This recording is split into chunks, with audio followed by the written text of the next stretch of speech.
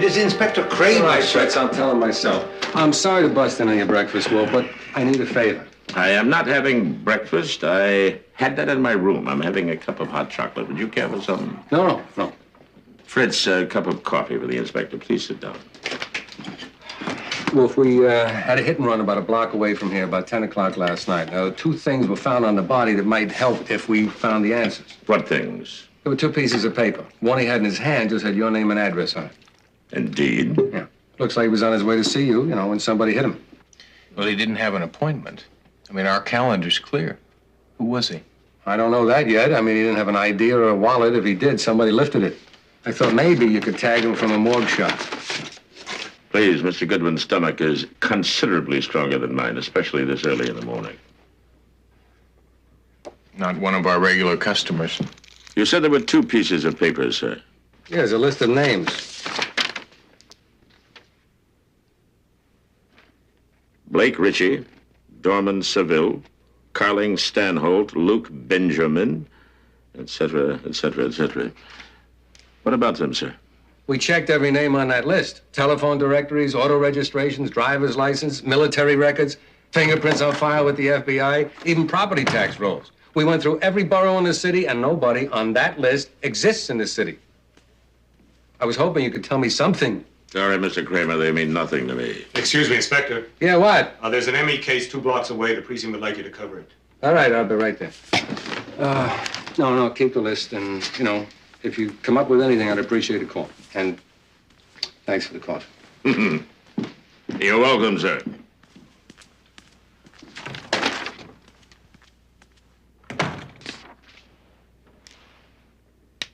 Archie, do you know the mathematical probability of finding a list of names that does not contain the name of one living person? Incalculable. Oh, then let Cramer worry about it. And we don't even have a client. The victim would have been our client, Archie, had he reached our door. He deserves a little of our time. He paid a high enough price for it.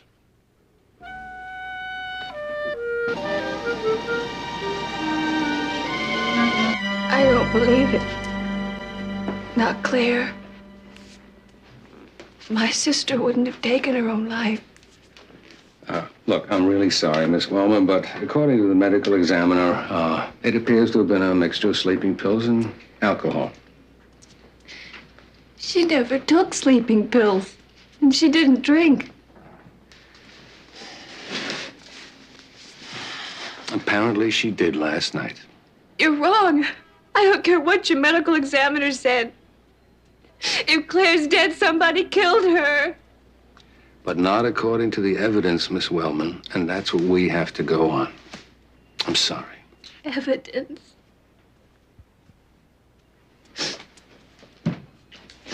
It's so easy, isn't it, Inspector? You find an empty bottle of pills, which I know she never took, and some liquor, which I know she never drank, and that's all you need. But what about the way she laughed, or danced, or enjoyed life? Isn't that evidence, too?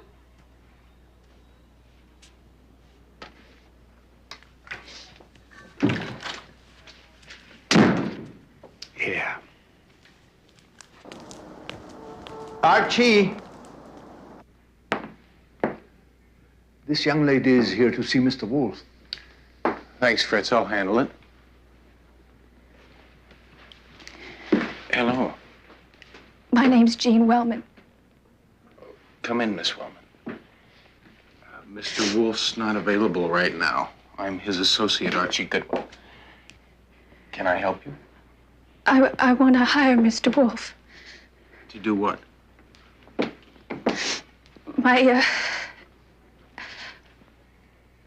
My sister, Claire,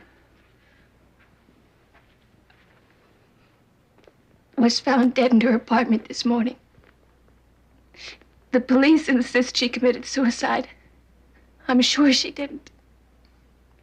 Why? Because I think she was murdered. And I think I know the name of the man who killed her. Blake Ritchie.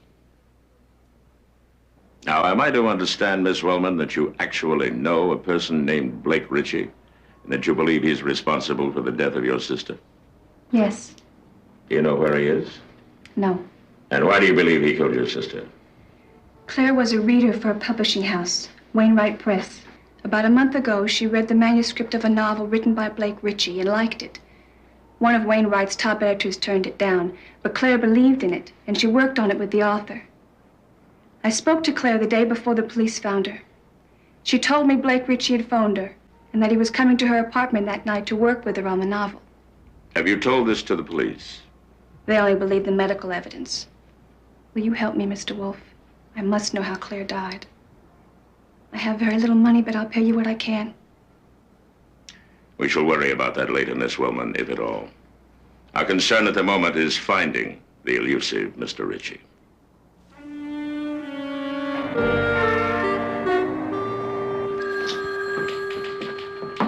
We'll pick up on it later, Sergeant.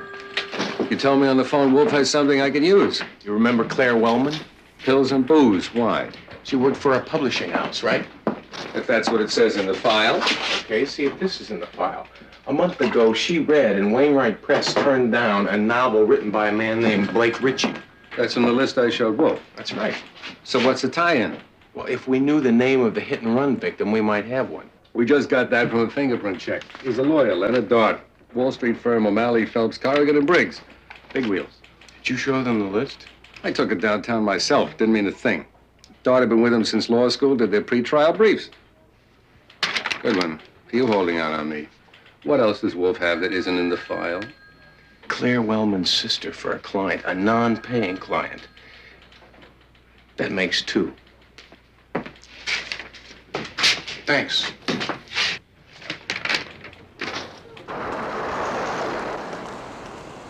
Jean, I want you to think carefully. And did you ever hear Claire mention a man named Leonard Dart? No, I don't think so. He was a lawyer. Now, it could be important. Try to remember. I'm sorry. Why do you ask? The night your sister died, a car ran down Mr. Dart in a crosswalk. When the police got there, they found two items on him. Wolfe's name and address in his hand, and a list of names tucked away inside his coat pocket. Now, one of the names on that list was Blake Ritchie. I don't understand. The police ran a full-scale check. Now, Blake Ritchie is the only name on that list that seems to be a real live human being. All we know is that Leonard Dart and your sister apparently knew the same man. And they're both dead.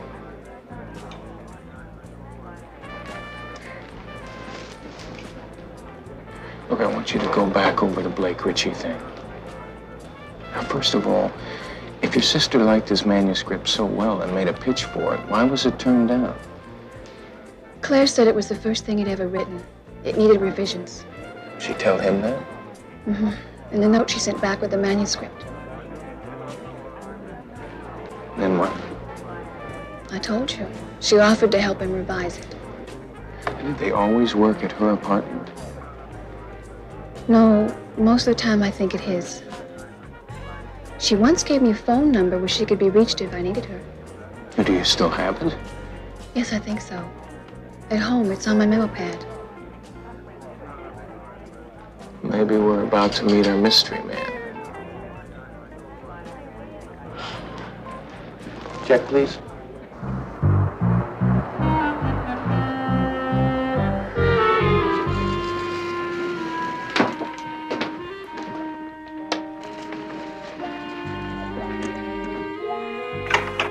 Is there a double lock on your door? No. Get out!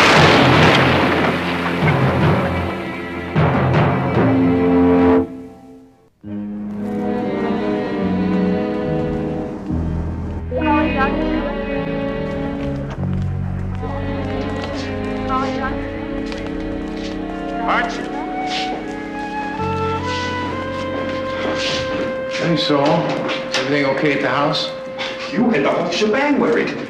Theodore, you came down from the plant room. Wolf thought you were a goner. Okay, have you seen the girl? Yeah, the doc is in with her now. Oh, Archie, have you got a dime? calling, Dr. Hunter? I promised Wolf I'd give him a medical report. Yeah, well, tell him he's stuck with me until the next time I quit, huh? Yeah. Doctor, how is Miss Wellman? Are you the man that was with her? Yeah. She'll be fine. I've given her a sedative, and she's pretty groggy. I'd wait till in the morning before seeing her. Thanks.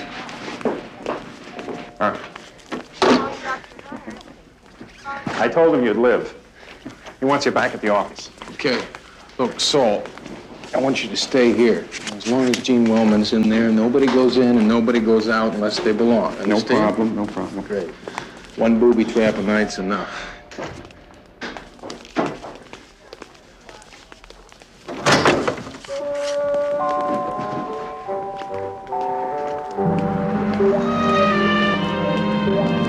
Yes, it seems the more we learn about Blake Ritchie, the safer Miss Wellman will be.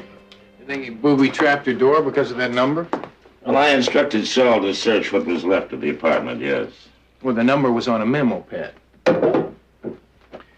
It did not survive the explosion, Archie. In any case, I doubt that the phone number was the motive. He had merely to break into Miss Wellman's apartment and remove it if the phone number was his primary target. Obviously not. What he wished to remove, apparently, was Miss Wellman herself. Why? Because she represents a danger to him. Knowledge, Archie. Knowledge is always dangerous, conscious or unconscious. You mean she knows something she doesn't know she knows? Precisely. I would suggest that when Miss Wellman leaves the hospital, you persuade her for her own safety to move in here. The room next to yours would be safest, I believe. Anything to help solve the case. I can only tell you what I've told the police, Mr. Goodwin. We hardly ever read first novels or unsolicited manuscripts, but because Claire Wellman recommended the Blake Ritchie submission so highly, I did glance at it. Was it as good as she said? I'm afraid not. I only read 10 pages. And rejected it? Mr. Goodwin, I've rejected a manuscript based on 10 sentences. Do you happen to remember the title? I believe it was called Put Not Your Trust. Would you forgive me? I have a very full day. Yes. Reading 10 sentences at a time can be tiring. Thanks anyway.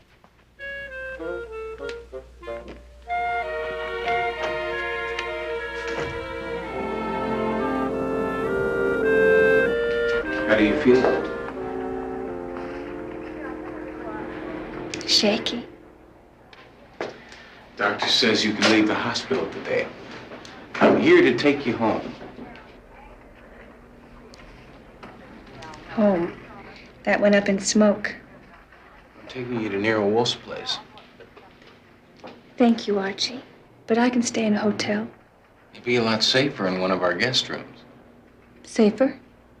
We never know what room service might send up in a hotel. Listen, I barged into Wainwright Press this morning. Editor with a Radcliffe accent gave me the title to Blake Ritchie's novel, Put Not Your Trust. Put Not Your Trust? Did that light a fuse? That's the manuscript I saw in Claire's place. It had a gray cover and Blake Ritchie's name on it. Did Claire ever tell you what the book was about? A law firm. Well, not the plot. But it was about people who all worked for this big New York law firm. Law firm.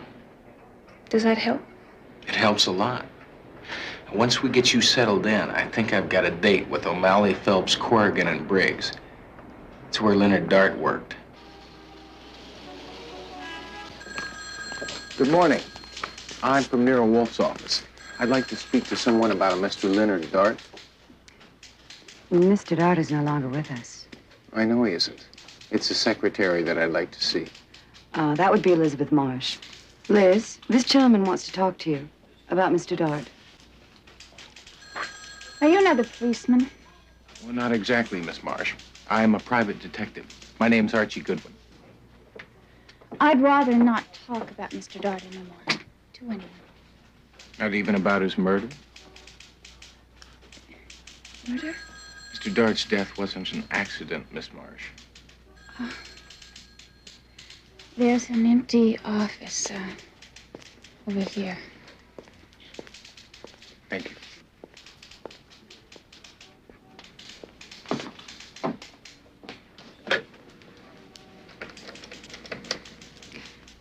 Mr. Briggs, may I speak to you for a moment? Thank you.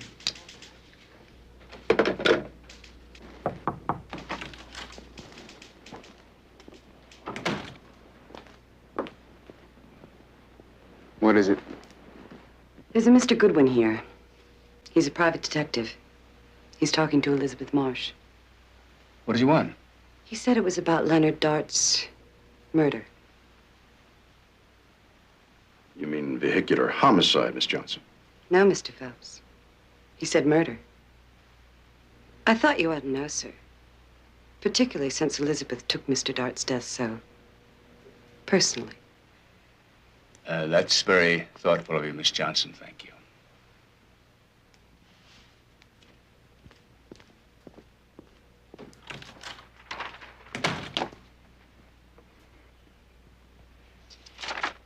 Please, Miss Marsh, think carefully. Now, was there anything worrying Mr. Dart? Anything you thought unusual? Yes, there was, now that you mention it. What? Well, for months he'd been working late. I mean, Leonard, Mr. Dart, was strictly a 9-to-5 person.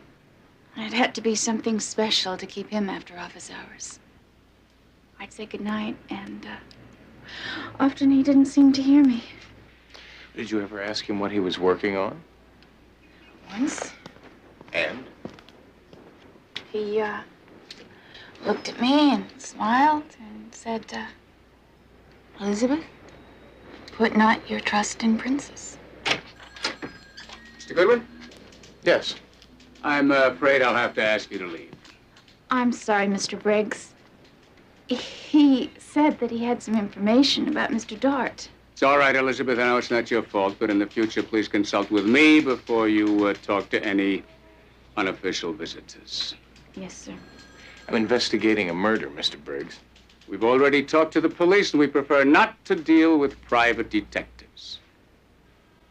Whether you like it or not, Mr. Briggs, you're going to have to deal with a private detective named Nero Wolfe.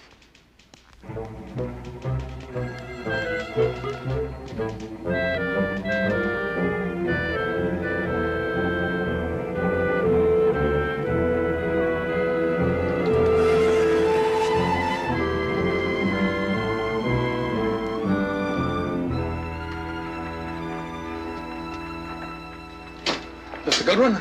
Yes. Briggs bounced you off the premises? I'll bounce back. That's the stuff. Never let a lawyer push you around. I'm Ryan O'Malley. That O'Malley? Retired. 6 months. What got Briggs so sore at you? Slight case of murder. Leonard Dart? Did you know him, Mr. O'Malley? Know him. I hired him. I think perhaps we should discuss the matter over lunch, don't you? Thanks. I hate to eat alone. And Nero Wolfe is convinced that Leonard's death was no accident? I'm convinced, too. Look, you questioned Liz Marsh. Why? You think the killer might be a member of our law firm? Well, someone killed him. I'm just running down stuff the cops might have missed. Look, Goodwin, I founded that firm. I was a damn good trial lawyer in my time before I hung up my spikes. I made O'Malley, Phelps, Corrigan, and Briggs what it is today. The best legal team on the street. I'm on the sidelines now, but I don't want to see that reputation tarnished. I can understand that.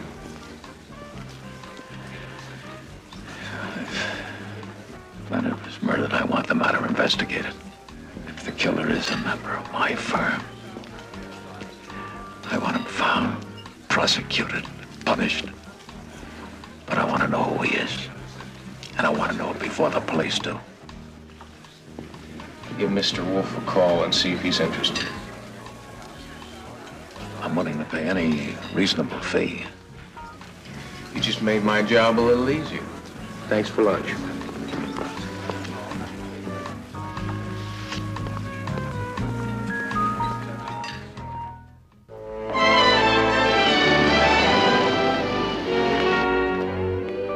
Thank you, Fritz.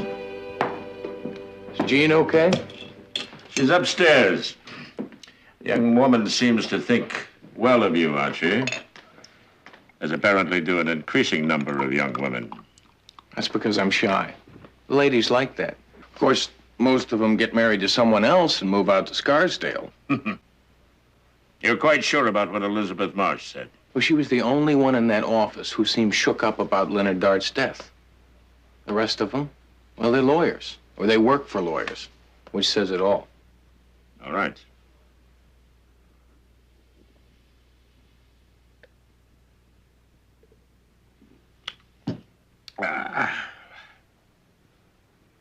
Now, let us review what we have. Mr. Cramer shows us a list taken from the body of a dead lawyer named Leonard Dart. One of the names on that list is Blake Ritchie. Claire Wellman is found dead, ostensibly suicide. But her sister informs us that the last person in contact with her was a fledgling novelist, Blake Ritchie. Now, even Mr. Cramer would have seen the connection and made the assumption that Blake Ritchie was the perpetrator of both crimes. But now, we learn from Miss Marsh that Mr. Dart kept peculiar office hours, was preoccupied with some secret endeavor, and on one occasion even quoted to her the title of Blake Ritchie's novel. Archie, I believe Mr. Dart's after-hour office activities were literary. He was writing a novel called Put Not Your Trust. Even the police would find that intriguing, and possibly lead them to the conclusion that Blake Ritchie and Leonard Dart were one and the same person. I mean, Dart used Blake Ritchie as a pen name? Precisely.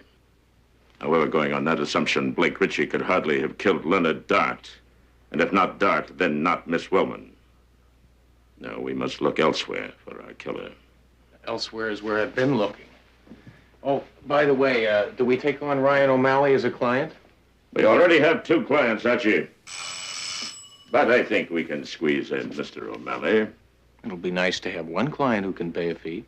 I'll go see how Jean's doing. Yes. Excuse me, please. Archie!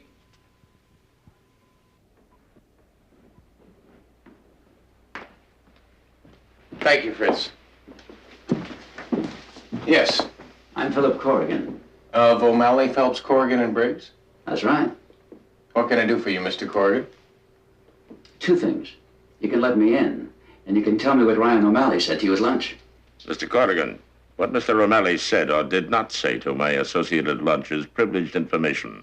As a lawyer, you should know that. Look here, Mr. Wolfe. If you're conducting an investigation of our firm, my partners and I have the right to set the record straight. Ryan O'Malley's name is on the door, but he doesn't speak for the firm anymore. Fair enough. If you and your partners wish to discuss the matter more fully, you will come here to dinner. Dinner? All of us? Tomorrow, sir, promptly at 7. Come, Mr. Corrigan. You ring my doorbell. You demand an entrance. I extend an invitation, and now you hesitate. We'll be here. Satisfactory. Good day, sir.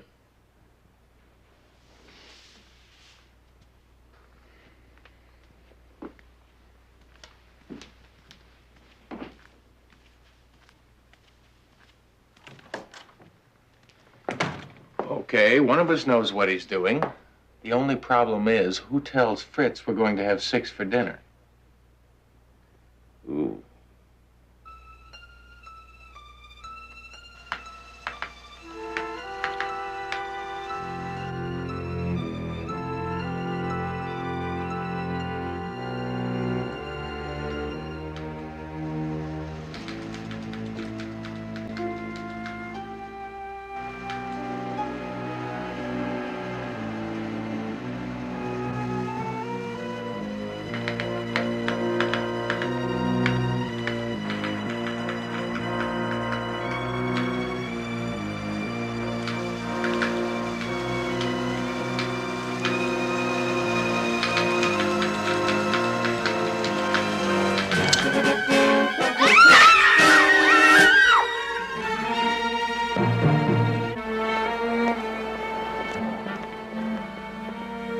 excellent dinner, Mr. Wolfe. Thank you, Mr. Phelps. I think you will find the port excellent as well. Can we get down to business now, Wolfe? To begin with, let's make it clear that this is a confidential conversation. Yes, Mr. Corrigan, but not privileged. I am not your client. I'm going to put my cards right on the table. Frankly, our firm is in a highly vulnerable position. We've had about as much scandal as we can absorb. Scandal?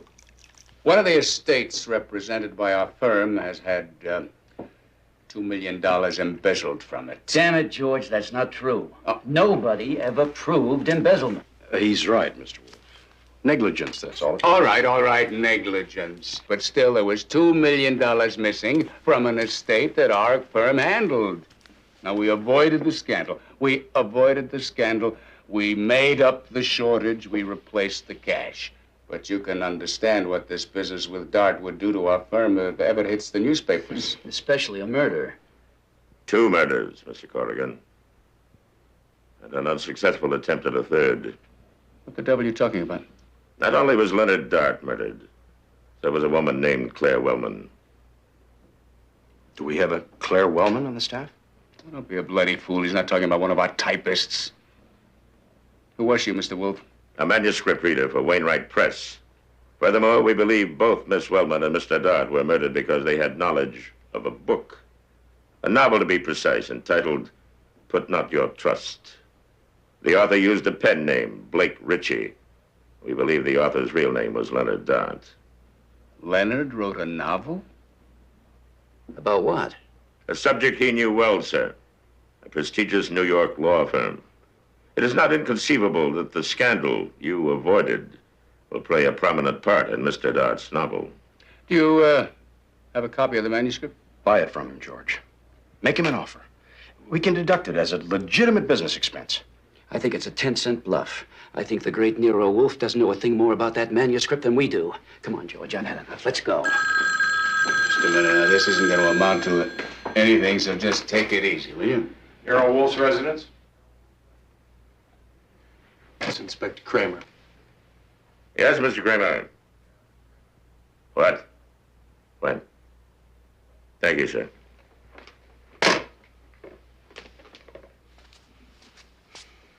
Three murders, gentlemen. We are now faced with 3 murders.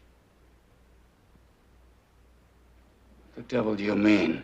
Who's been killed? The police just found Elizabeth Marsh strangled in the computer room of your offices.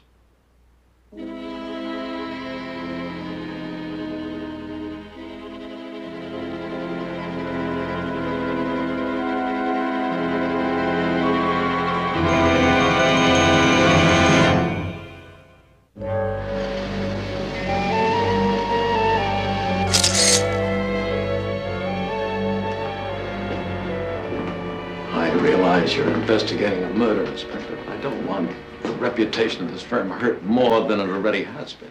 Well, you're just going to have to take what comes, Mr. O'Malley. But you can't suspect any of my partners. They were all at dinner at Nero Wolfe's. Mr. Goodwin will corroborate that. That's right. Dinner was at 7, and they were all present. Well, unfortunately, gentlemen, the coroner has fixed Miss Marsh's death at about 6. Now, Goodwin, would you please tell me about how long would it take to get from here to Wolfe's place? Well, it depends. Half an hour if the traffic's okay. Which means that all of them had the time to kill Miss Marsh and still get there in time for Wolfe's dinner. You're wrong, Inspector. I'll vouch for my partners. And let me warn you, a false arrest and you'll have a lawsuit on your hands. We're going to try to solve this case, Mr. O'Malley. Anything else, we can take it up with the DA.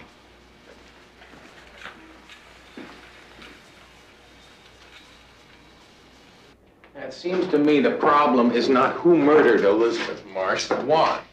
No, Archie, the problem is where. Okay. I slept too late, and the last thing that functions in the morning is my head. All right. Miss Marsh was found by the police in the computer room. Is that correct? Correct. Now, is a man cunning enough to run down Leonard Dart, adroit enough to arrange Miss Wellman's suicide? Is such a man clumsy enough to seize a girl in his own business office and strangle her? It was after office hours. Anyone might have wandered in, Archie. A janitor, a security guard? No. Now, whoever killed Elizabeth Marsh had to seize the first opportunity that offered itself, no matter what the risk. I still can't figure out what she was doing in the computer room. Yesterday was Friday. You'd think she'd have been anxious to get away for the weekend. All the other help beat it the minute the clock struck 5. Exactly. But Miss Marsh stayed. Why? So until we learn the answer, we must keep searching for the manuscript, Archie. What are the first drafts, the revised chapters, huh? The discarded pages of Put Not Your Trust. Gone. Dart's apartment was clean. So was his desk at the office. Probably shredded or burned, I'd say. Now, the killer probably got the only copy when he killed Claire Wellman. Precisely. And the answer we are looking for is in that book. And I would suggest that the secret of its location, if the book exists, still lies somewhere in Jean Wellman's memory. Jean, I want you to think about Claire as though she were alive and in this room talking to you. Nero Wolfe thinks that the answer is in your memory. That's the only chance we've got left. You go through with it.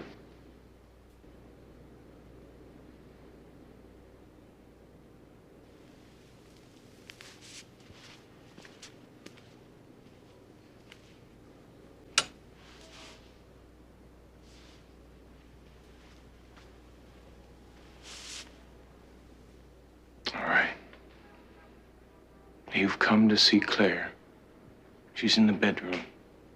Maybe getting dressed. Is she getting dressed, Jean? Yes. What kind of a dress? A red dress? You're alone in the living room, waiting for her. You're going out to dinner. You look over at the desk. There's something on the desk you've never seen before. A manuscript in a gray cover. You remember? You walk over to the desk.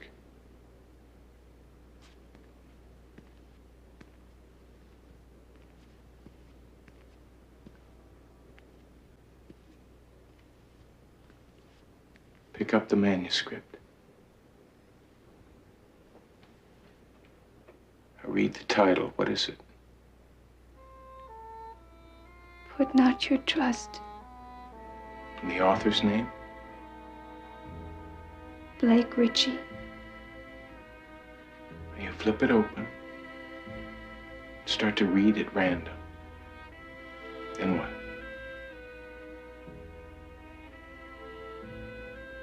Claire comes out of the bedroom. She's wearing the red dress.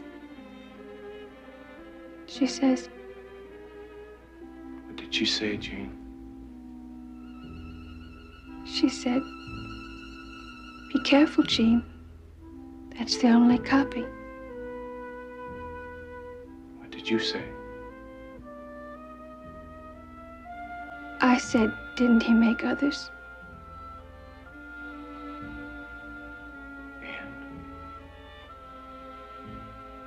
What did Claire say to that? Think, Jean. She said, "Well, I suppose so." He said he could get as many copies as he wants. As many copies as he wanted, anytime he wanted them. That's what her sister told her. What do you know about computers, Archie? They operate on memory banks, is that not so? Whole banks of them sometimes. And a word processor? Well, they're word banks. I mean, you punch in the right code and the computer types out whatever's stored in the memory bank. They go at a rate of about 600 words a minute. And one could therefore reproduce, say, an entire novel, given the proper command. You could retrieve the information from the entire Encyclopedia Britannica with a computer chip the size of your fingernail. Now, perhaps, Archie, that is where Leonard Dart stored his novel. Satisfactory. Yeah, but we still need the code. Have we got it? Certainly Leonard Dart had it. Possibly he told it to Miss Marsh. Or she guessed and was trying to retrieve the novel after you told her Dart had been murdered. So the killer saw her in the computer room, felt threatened, and he killed her. Precisely. Well, that still doesn't give us the code. But we do have an essential part of any book, do we not? Yeah, the title. Put not your trust in princes, Miss Marsh added. Was it Shakespeare? Not all quotations come from the immortal bard, Archie. On the second shelf of the bookcase, right-hand corner next to Caesar's commentaries, you will find a copy of the King James Version of the Bible, if you please.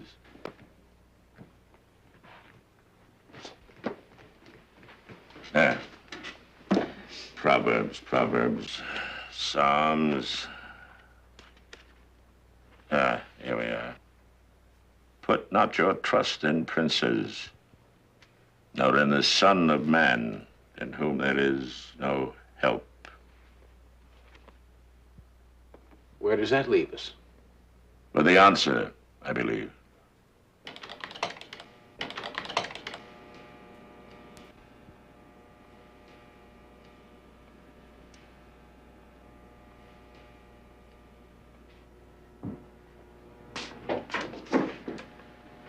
Put not your trust got nothing. The machine just sneered at us and typed back. I should have known. Dart would not have made the code that simple. What do we try now? The title is from the 146th Psalm. Try 146P, Archie. Try 146P.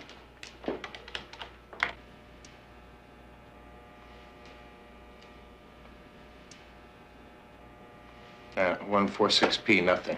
Yeah, let me see. It's the third verse of the 146th Psalm. As a lawyer, Dot would have been a stickler for precision. Try 146P3. You try 146P again and stick a 3 on the end. 3? That's what he said.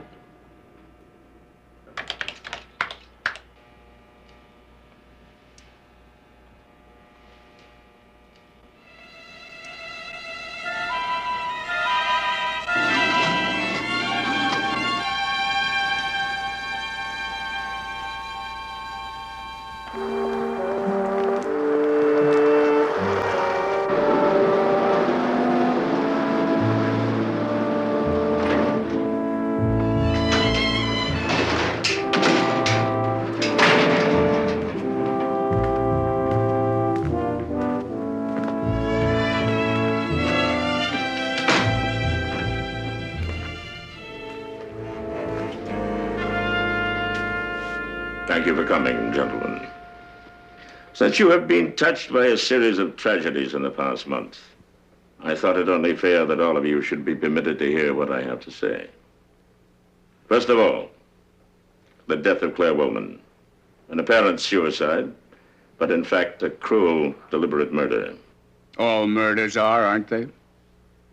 Not all, Mr. Briggs. Killers vary. Ours was a man of overwhelming vanity. An embezzler first, a murderer later. I told you there's nothing to prove embezzlement. There is something, Mr. Corrigan. It was the motive for all the crimes that followed.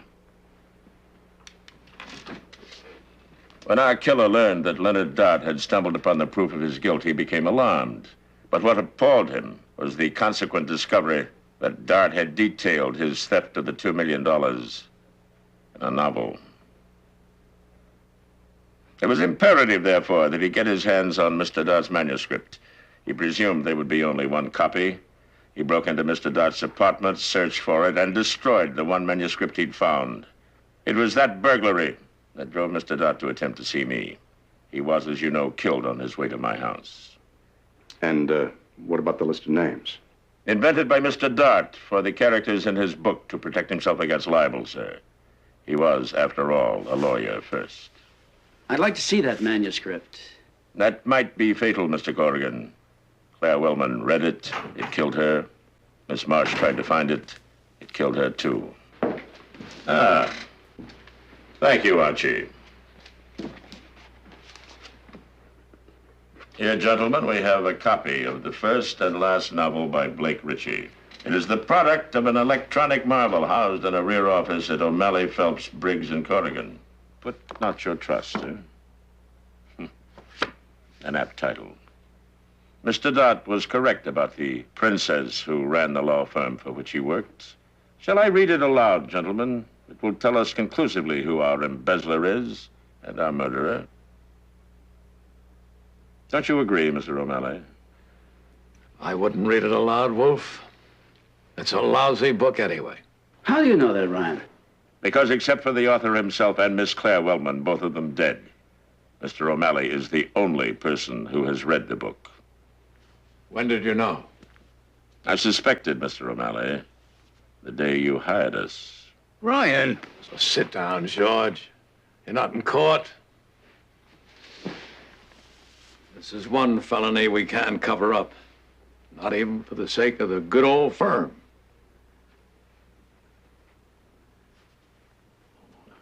Can you wait just one moment, Inspector? I'd like to sum up for the jury.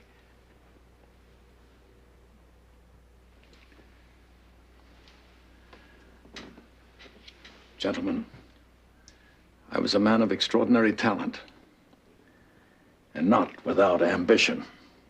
But of course, we are all flawed. My flaw was an inordinate need for money. 2 million, to be exact. It was a shock to my partners to find out how I had acquired it. A shock of righteous men, meaning those who haven't been caught yet with their hands in the till. But we're very loyal at the firm. They didn't blow the whistle on me. They retired me. Retired Ryan O'Malley. I founded their firm. And they retired me. Of course, they all moved up. Better positions, bigger money. And I was out in the cold. The best trial lawyer in the state. Let's go, Mr. O'Malley. I haven't finished my summation. I'm afraid you have, Mr. O'Malley.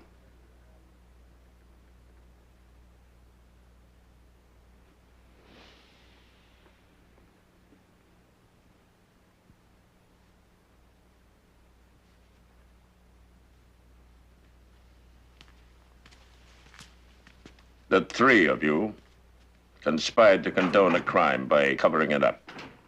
I believe the next time you see the inside of a courtroom, it will be from the defendant's table. It is well known that I leave my house to venture outside with great reluctance. For your trial, I shall be happy to make an exception. Goodbye, gentlemen.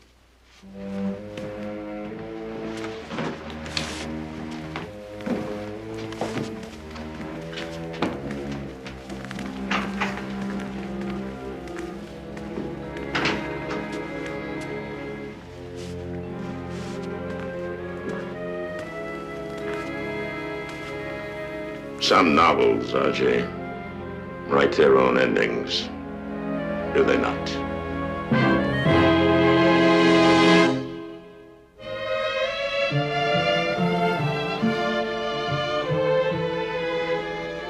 Careful, Theodore, don't even breathe.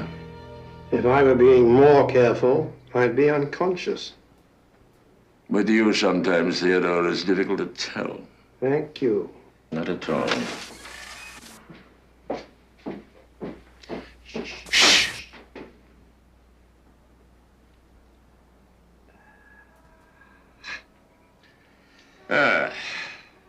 Yes, Archie.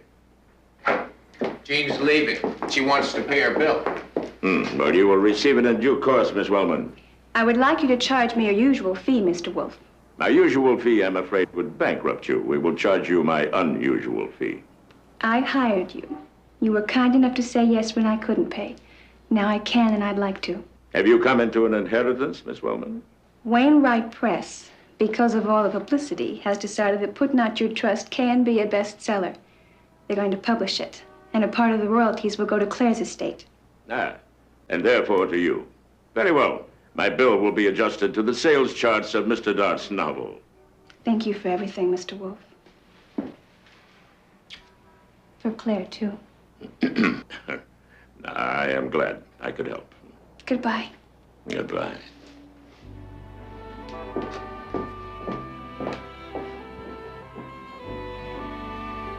Theodore, I grudgingly admit, miss that young woman's presence in this house. Not for long. I just invited her to dinner. Oh? Is that all right? Most satisfactory.